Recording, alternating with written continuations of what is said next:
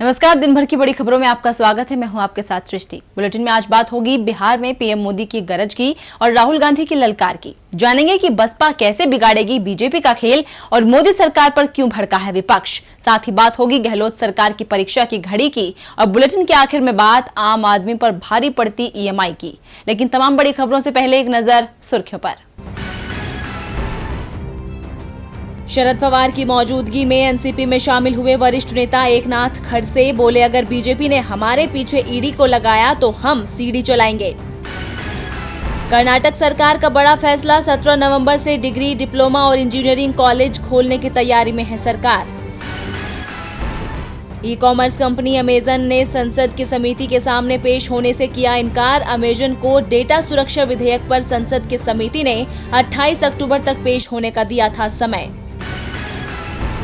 पूर्व भारतीय कप्तान कपिल देव अस्पताल में भर्ती, हार्ट अटैक के कारण हुई कपिल देव की एंजियोप्लास्टी, फिलहाल हालत स्थिर। और हफ्ते के आखिरी कारोबारी दिन बढ़त के साथ बंद हुआ शेयर बाजार। सेंसेक्स 127 अंक की बढ़त के साथ 40,685 पर बंद हुआ। निफ्टी 33 अंक की बढ़त के साथ 11,930 पर हुआ बंद। सुर्खियों के बाद अब बात आज की सबसे बड़ी खबर की।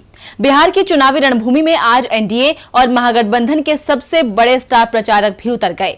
एनडीए की कमान पीएम मोदी ने संभाली तो महागठबंधन को राहुल गांधी ने सहारा दिया। रैली में दोनों दिग्गजों ने घाटी के विशेष दर्जे से लेकर एलएसी तक का मुद्दा उठाया। आज इसी पर चर्चा के लिए हमारे साथ मौजूद हैं राजीव जी। राजीव जी, स्वागत है आपका। लेकिन चर्चा से पहले ये रिपोर्ट देखिए। आज बिहार में रैलियों का दिन था। पीएम मोदी ने एनडीए के पक्ष में 3 अलग अलग स्थान पर चुनावी रैलियों को संबोधित किया, तो वहीं महागठबंधन के लिए राहुल गांधी ने 2 स्थानों पर रैलियां की। दोनों की तरफ से बड़े बड़े दावे किए गए। पीएम मोदी ने कहा कि उनकी सरकार ने देश को एक सूत्र में बांधा, लेकिन विपक्ष को हर मुद्दे पर सरकार का विरोध करने की आदत है। गरीबों और किसानों के लिए उनकी सरकार योजना लाई तो विपक्ष को इसमें भी तकलीफ हो रही है। घाटी से विशेष राज्य का दर्जा उनकी सरकार ने लिया तो विपक्ष ने विरोध किया। अयोध्या में राम मंदिर का रास्ता साफ हुआ तो विपक्ष को अच्छा नहीं लगा। किसानों की उपज का ज्यादा दाम उन्हें मिले, इसके लिए कृषि कानून लागू किया गया, लेकिन विपक्ष इसका भी विरोध कर रहा है। एमएसपी के नाम पर लोगों को गुमराह किया जा रहा है। पीएम ने अपनी सरकार के तो काम गिनाए ही, साथ ही विपक्ष को भी घेरा। उन्होंने राजद के शासनकाल की याद दिलाते हुए कहा कि जब बिहार में राजद की सरकार थी, उस दौर को लोग अभी तक भूले नहीं हैं।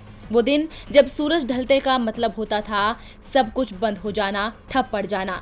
मोदी ने कहा कि आज बिजली है, सड़कें हैं, लाइटें हैं और सबसे बड़ी बात वो माहौल है जिसमें राज्य का सामान्य नागरिक बिना डरे रह सकता है, जी सकता है और अंधेरे से उजाले की तरफ बढ़ना इसी को कहते हैं। पीएम अपनी सरकार की उपलब्धियां बता रहे थे तो दूसरी तरफ राहुल गांधी केंद्र की मोदी सरकार और राज्य की नीतीश सरकार की घेराबंदी में जुटे थे। राहुल गांधी ने कहा कि लद्दाख में यूपी, बिहार सहित देश भर के जवान हमारी जमीन की हिफाजत करते हैं, लेकिन एक दूसरा देश हमारी जमीन पर आकर कब्जा कर लेता है। पीएम मोदी सिर्फ सिर झुकाकर रह जाते हैं। आपके सिर झुकाने से नहीं, बल्कि जिन्होंने हमारी जमीन पर कब्जा किया है उसे बाहर करने से ही कुछ होगा। राहुल ने कहा कि पीएम मोदी कहते हैं कि किसानों, मजदूरों और छोटे व्यापारियों के सामने वो सिर झुकाते हैं, लेकिन घर जाते हैं तो अंबानी और अडानी का काम करते हैं। भाषण आपके सामने देंगे, सिर झुकाएंगे आपके सामने, लेकिन जब काम करने का समय आएगा तो अंबानी अडानी का करेंगे। मोदी सरकार ने नोटबंदी की, आपका पैसा लिया और अंबानी अडानी का कर्जा माफ कर दिया।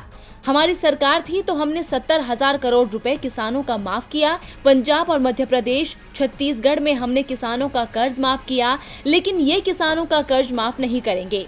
इसके बाद ये जीएसटी लाए और छोटे व्यापारियों को खत्म कर दिया। मोदी सरकार सिर्फ अंबानी अडानी के लिए रास्ता साफ करने का काम कर रही है। इन्हें न व्यापारी की चिंता है, न किसान की और न ही जवानों की। बिहार के चुनावी रण में मोदी और राहुल के आने से अब चुनाव प्रचार में और ज्यादा तेजी आ गई है। अब देखना है कि मतदाता किसके पक्ष में अपना फैसला सुनाता है। राजीव जी, आज बिहार की चुनावी रैलियों में पीएम मोदी और कांग्रेस सांसद राहुल गांधी की भी एंट्री हो गई। दोनों ने एक दूसरे को घेरने वाले कई मुद्दे उठाए, लेकिन मोदी जी इस दौरान एक खेल खेल गए। वो अपने भाषण में रामविलास पासवान को आखिरी सांस तक साथ रहने वाला साथी बता गए, जिसके कई सियासी मायने निकाले जा रहे हैं। पासवान की पार्टी एलजेपी तो एनडीए से अलग चुनाव लड़ रही है, लेकिन मोदी जी ने एलजेपी के खिलाफ एक शब्द नहीं कहा, जबकि आरजेडी और कांग्रेस पर वो खूब बरसे। क्या इसका मतलब ये है कि मोदी जी जेडीयू और भाजपा के मंच से एलजेपी का प्रचार भी कर रहे हैं? क्या इस रणनीति का कोई असर हम परिणामों के बाद देखेंगे? जी सृष्टि, आज बिहार चुनाव मोदी वर्सेस राहुल गांधी नजर आया और दोनों ने अपनी अपनी रैलियों में एक दूसरे की जमकर खिंचाई की। मोदी जी तो आर्टिकल 370 का श्रेय लेते दिखे, जबकि राहुल गांधी ने उनसे फिर एलएसी पर चीन की हरकतों का हिसाब मांगा। जाहिर है कि बिहार में ये सारे मुद्दे रहेंगे, छाए रहेंगे। वैसे 370 का मुद्दा उठाने पर आज जम्मू कश्मीर की पूर्व सीएम महबूबा मुफ्ती ने भी मोदी जी की आलोचना की कि इन्हें वोट मांगने के लिए इनके पास दिखाने को कुछ नहीं है। उन्होंने ये सवाल भी उठाया कि जम्मू कश्मीर को केंद्र शासित प्रदेश क्यों बनाया गया। खैर, भाजपा ने न पहले विपक्ष के सवालों का जवाब दिया है सृष्टि, और न अब देगी। यह साफ जाहिर है कि जहां सवाल सत्ता का हो वहां भाजपा अपनी सुविधा देखती है। आप दर्शकों को याद होगा कि इन्हीं महबूबा मुफ्ती के साथ भाजपा ने जम्मू कश्मीर में सरकार बनाई थी। सत्ता का यही खेल अब बिहार में भी हो रहा है, जिसमें एनडीए से लेकर एनडीए से अलग होकर के एलजेपी चुनाव लड़ रही है और बीजेपी का साथ जेडीयू दे रही है। लेकिन आज की रैली में जिस तरह मोदी जी ने रामविलास पासवान को याद किया है और उसके बाद चिराग पासवान ने उन्हें यानी कि मोदी जी को धन्यवाद दिया है, उससे यही समझ में आ रहा है सृष्टि कि अभी बीजेपी भले जेडीयू के साथ है, लेकिन चुनाव के बाद वो बड़े भाई की भूमिका में आना चाहेगी और इसके लिए नीतीश कुमार को बाहर का रास्ता दिखाना पड़ेगा। इसीलिए मोदी जी खासकर जेडीयू और बीजेपी के मंच से एलजेपी के खिलाफ कुछ नहीं बोल रहे हैं। उनका ये गेम प्लान नीतीश कुमार को शायद समझ में आ रहा होगा सृष्टि, लेकिन सत्ता की खातिर सब चुप हैं। इन चालों से बाजी किसके हाथ में जाएगी ये तो खैर सृष्टि 10 नवंबर को ही पता चलेगा। धन्यवाद राजीव जी तमाम जानकारी के लिए। अब रुक करते हैं अगली खबर का। मध्य प्रदेश विधानसभा उपचुनाव को जीतने के लिए बीजेपी ने पूरी ताकत झोंक दी है। बीजेपी किसी भी कीमत पर अपनी सत्ता बचाना चाहती है, इसीलिए उसने अपने वादों में नया नारा जोड़ लिया है। जी हां, मध्य प्रदेश में बीजेपी वैक्सीन का सहारा लेकर जनता को लुभाने की कोशिश कर रही है। चुनावी मौसम में नेता जनता के सामने बड़े बड़े वादों की छड़ी लगाते हैं। कोई पानी का वादा करता है तो कोई बिजली का वादा करता है, लेकिन बीजेपी तो मुफ्त वैक्सीन का ही दाम लगा रही है। पहले बिहार में ऐलान किया और अब मध्य प्रदेश में शिवराज ने अपने वादों के पिटारे से वैक्सीन निकाली है। उन्होंने ट्वीट कर कहा है, जब से देश में वैक्सीन का ट्रायल शुरू हुआ, देश के गरीब वर्ग में एक चर्चा भी शुरू हुई, क्या हम ये खर्च वहन कर पाएंगे? आज मैं स्पष्ट कर देना चाहता हूं, मध्य प्रदेश में हर गरीब प्रदेशवासी को मुफ्त वैक्सीन मिलेगी। हम ये जंग जीतेंगे। अब शिवराज ने मुफ्त का वादा तो कर दिया, लेकिन अब उनकी किरकिरी भी हो रही है, क्योंकि पहले सीएम ने सभी को मुफ्त में दवा देने की बात कही थी। उन्होंने ट्वीट कर लिखा था कि भारत में वैक्सीन तैयार करने का कार्य तेजी से चल रहा है। जैसे ही वैक्सीन तैयार होगी, मध्य प्रदेश के प्रत्येक नागरिक को वो मुफ्त में उपलब्ध कराई जाएगी। यानी पहले तो शिवराज कहते हैं कि सभी को मुफ्त में मिलेगी और बाद में कहते हैं कि सिर्फ गरीबों को ये फ्री में मिलेगी। ये दोनों बयानों को लेकर कांग्रेस ने उन्हें घेरा है। विपक्षी दल ने कहा है कि बीजेपी सिर्फ मतलब की पार्टी है, वो सिर्फ अपने फायदे की राजनीति करती है, उसे किसी से कोई मतलब नहीं है। बीजेपी ने वैक्सीन को चुनावी जुमला बना दिया है, जो कि सरासर गलत है। अब जब सीएम ही कंफ्यूज होंगे तो विपक्ष का भड़कना तो लाजमी है, लेकिन देखना होगा कि क्या वैक्सीन के सहारे वो अपना वर्चस्व बचा पाते हैं या नहीं। मध्य प्रदेश में बीजेपी सत्ता बचाने के लिए पुरजोर कोशिश कर रही है, तो उत्तर प्रदेश में भी राज्यसभा की 10 में से 9 सीटों पर बीजेपी अपना कब्जा मान रही थी, लेकिन बसपा ने बीजेपी के खेल को बिगाड़ दिया है। तो क्या कहता है विधानसभा का गणित और किसके पक्ष में जा सकती हैं कितनी सीटें? देखिए हमारी ये रिपोर्ट। उत्तर प्रदेश में विधानसभा की 8 सीटें खाली हैं और इस समय 7 सीटों पर विधानसभा का उपचुनाव चल रहा है। यहाँ 3 नवंबर को मतदान होगा और 10 नवंबर को परिणाम आएंगे, लेकिन एक दिन पहले यानी कि 9 नवंबर को उत्तर प्रदेश की 10 राज्यसभा सीटों के लिए वोटिंग होनी है और इसी दिन सभी सीटों के परिणाम आ जाएंगे। अब तक बीजेपी ये मानकर चल रही थी कि बिखरे विपक्ष में उसे आसानी से 9 सीटों पर जीत मिल जाएगी, जबकि एक सीट सपा के खाते में जाना तय माना जा रहा था। सपा की ओर से रामगोपाल यादव ने अपना नामांकन भी दाखिल कर दिया है। 9 सीटों पर उम्मीदवार कौन होगा, इसे लेकर बीजेपी में मंथन चल रहा है। पार्टी 8 सीटें तो आसानी से जीत जाएगी, लेकिन 9वीं पर पेच फंसा हुआ है। बीजेपी मानकर चल रही थी कि 9वीं सीट भी उसे आसानी से मिल जाएगी, लेकिन बसपा ने भी यह ऐलान कर दिया कि वो राज्यसभा का चुनाव लड़ेगी। बीएसपी विधानमंडल दल के नेता लालजी वर्मा ने बताया कि पार्टी ने बिहार के प्रभारी रामजी गौतम को अपना प्रत्याशी बनाया है। 26 अक्टूबर को उनका नामांकन किया जाएगा। पार्टी दूसरे दलों से सहयोग लेने को तैयार है। ऐसे में यदि सपा, कांग्रेस और एसबीएसपी का साथ बीएसपी को मिला तो बीजेपी उम्मीदवार का हारना तय है। राज्यसभा में बीएसपी उम्मीदवार की जीत की संभावनाएं कितनी हैं, ये जानने के लिए हम विधानसभा की दलगत स्थिति आपको बताते हैं। उत्तर प्रदेश विधानसभा में सीटों की संख्या 403 है, जिनमें से 8 सीटें रिक्त हैं, यानी कि 395 लोग ही राज्यसभा चुनाव में वोटिंग कर पाएंगे। ऐसे में सीट जीतने के लिए 36 वोटों की जरूरत पड़ेगी। विधानसभा की दलगत स्थिति को देखें तो बीजेपी 306, एसपी 46, बीएसपी 18, कांग्रेस 7, अपना दल 9, एसबीएसपी 4, अन्य 5।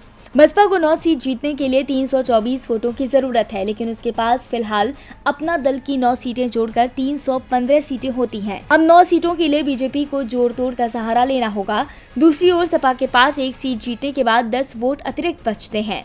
कांग्रेस के 7 और एसबीएसपी के 4 वोट भी विपक्षी उम्मीदवार को मिल सकते हैं। बीएसपी के 18 वोटों के साथ ये संख्या 35 हो जाती है। ऐसे में यदि एक अतिरिक्त वोट विपक्ष जुटा लेता है तो दूसरी सीट भी विपक्ष जीत सकता है, और इसके लिए जरूरी है कि विपक्ष एकजुट रहे। बीजेपी को उम्मीद है कि बिखरे विपक्ष से उसे फायदा होगा और आसानी से वो 9 सीटें जीत जाएगी। लेकिन अब बीएसपी ने अपने उम्मीदवार को उतारने का ऐलान कर बीजेपी का समीकरण बिगाड़ दिया है। उत्तर प्रदेश में बसपा बीजेपी का खेल बिगाड़ने में जुटी है तो झारखंड सरकार ने भी बीजेपी के खिलाफ मोर्चा खोल दिया है। झारखंड की हेमंत सरकार ने केंद्र की मनमानी को लेकर हल्ला बोला है।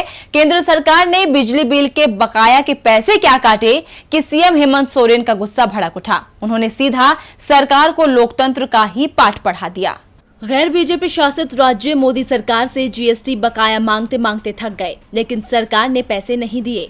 लेकिन जब बात अपने बकाया पैसे की आई तो सरकार ने झट से पैसे ही काट लिए। इसीलिए झारखंड की सरकार केंद्र पर बरस रही है। दरअसल ये सारा मामला बिजली बिल से जुड़ा है। केंद्र सरकार ने राज्य सरकार के खाते से दामोदर वैली कॉर्पोरेशन के बिजली के बकाए लगभग 5500 करोड़ रुपए की राशि में से 1417 करोड़ रुपए काट लिए, जिस पर कड़ा ऐतराज जताते हुए झारखंड सरकार ने इसे वर्तमान परिस्थितियों में असंवैधानिक बताया है और इस काटी गई राशि को राज्य को वापस लौटाने का अनुरोध किया है। सीएम हेमंत सोरेन ने पीएम मोदी को पत्र लिखा है और कहा कि राज्य सरकार, केंद्र सरकार और आरबीआई के बीच हुए त्रिपक्षीय समझौते के आधार पर राज्य सरकार के खाते से 1417 करोड़ रुपए की कटौती कर ली गई, जबकि महामारी के मौजूदा दौर में ऐसा करना कहीं से भी ना तो न्याय संगत है और ना संवैधानिक। ये कोई पहला मामला नहीं जब सीएम हेमंत सोरेन ने केंद्र के खिलाफ आवाज उठाई हो।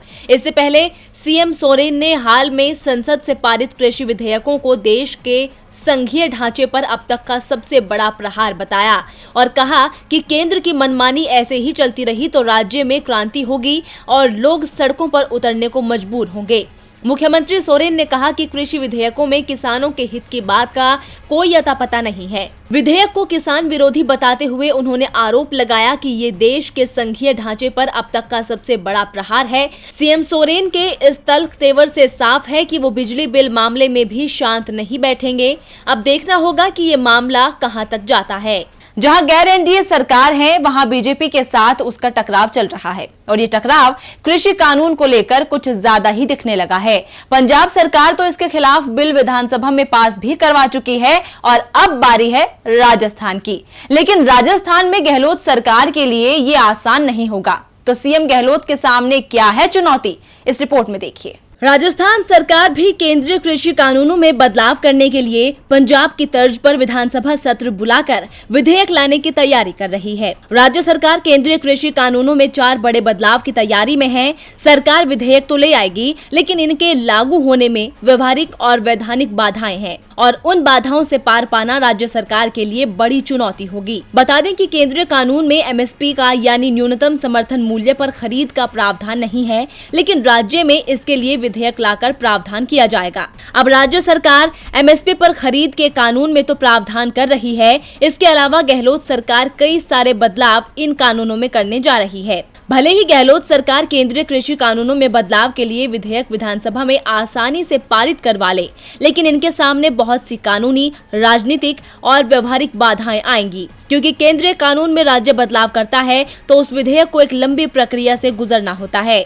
सबसे पहले विधेयक को राज्यपाल की मंजूरी के लिए भेजना होगा, इसके बाद राष्ट्रपति की मंजूरी के लिए भेजना होगा। अब पहली बाधा तो यही है कि राज्यपाल ही इस विधेयक को रोक ले। राज्यपाल ने नहीं रोका तो राष्ट्रपति के पास भेज दिया तो वहां से मंजूरी मिलना आसान नहीं होगा। राष्ट्रपति के लिए इस तरह के विधेयकों को मंजूरी देने के लिए कोई समय सीमा नहीं है।